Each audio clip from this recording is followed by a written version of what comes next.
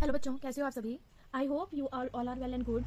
तो बच्चों, आज हम अपना नेक्स्ट क्वेश्चन करेंगे। ठीक है, तो हमारा जो नेक्स्ट क्वेश्चन है वो मैंने यहाँ पे लिख दिया है, जैसे कि आपको पता ही है। ठीक है, तो चलो इसको रीड आउट करते हैं।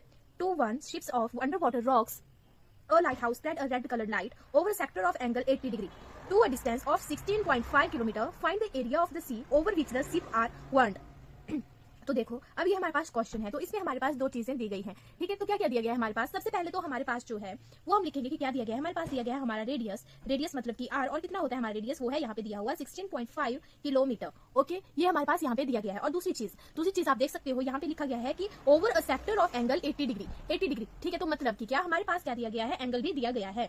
एंगल दैट इज आपका हो गया थीटा, कितना दिया गया है, ये दिया गया है 80 डिग्री। अब हमने फाइंड आउट क्या करना है, वो भी यहाँ पे बताया गया है कि आपने क्या फाइंड आउट करना है। तो हमने जो फाइंड आउट करना है वो है find the area of the sea over which the ship are warned, मतलब कि हमने एरिया निकालना है। तो आपको पता है कि एरिया का फॉर्मूला क्या होता है। तो सबसे पहले हम यहाँ लिख लेंगे कि हमें क्या फाइंड आउट करने को बोला गया है। तो हमें जो है वो फाइंड आउट करने को बोला गया है area of sea over ships can warned. Okay, ये हमने जो है वो फाइंड आउट करना है। तो इसके लिए हमारे पास फॉर्मूला है theta upon 360 degree multiplied by pi r square. अब इस क्वेश्चन में आपको एक और बात बताई गई है कि हम पाई की वैल्यू क्या लेके चलेंगे। अगर आप 22/7 भी लेते हो तब भी तो यही आंसर आता है, लेकिन अब हमारे पास जब क्वेश्चन में हमें स्पेशली बोला है कि आप जो आपकी पाई है उसकी वैल्यू क्या लोगे, तो हम वही वैल्यू लेंगे जो हमारे पास क्वेश्चन में भी बताई गई है। अगर कि आपको ये वाली बताई जाती है क्वेश्चन में कि ये लोगे, तो हम ये लेंगे। अगर क्वेश्चन में कुछ नहीं बोला गया है कि ये वाली 3.14 लेनी है या 22/7 लेनी है, तो हम जो है वो 22/7 को ही प्रेफरेंस देते हैं, तो हम उसी को लेके चलते हैं। लेकिन हमें इस क्वेश्चन में बोला गया है कि आप लोग जो है वो पाई की वैल्यू 3.14 लोगे, तो हम वही लेंगे। तो सबसे पहले तो जब हमने ये फॉर्मूला लिख लिया है, तो हम अब इसमें वैल्यूज को पुट कर देंगे,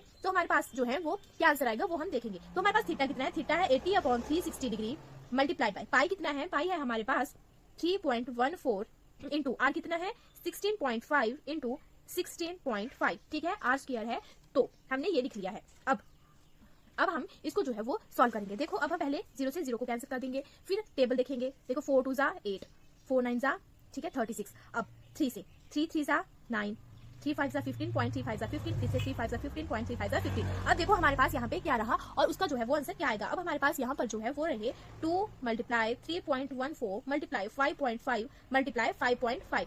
अब ये हमारे पास लास्ट में हमारे पास जो है वो मतलब रही है डिजिट्स, नंबर्स ये रहे हैं। अब हम इनको मल्टीप्लाई करेंगे और हमारे पास जो आंसर आएगा वो हमारा फाइनल आंसर होगा। ओके, तो हमारा जो फाइनल आंसर है वो आ जाएगा 189.97, सॉरी, ठीक है 189.97, ये हमारा आंसर आ जाएगा। और हमारे पास यूनिट्स क्या लगेंगी, ये हमारे पास एरिया है तो हम क्या लिखेंगे, किलोमीटर स्क्वायर। ओके, ये हमारा जो है वो फाइनल आंसर है कि जो है area of sea over ships can warned, ये हमें फाइंड आउट करने को बोला गया था। और हमने जब सॉल्यूशन निकाला, सॉल्व किया, तो हमारे पास आंसर ये आ गया।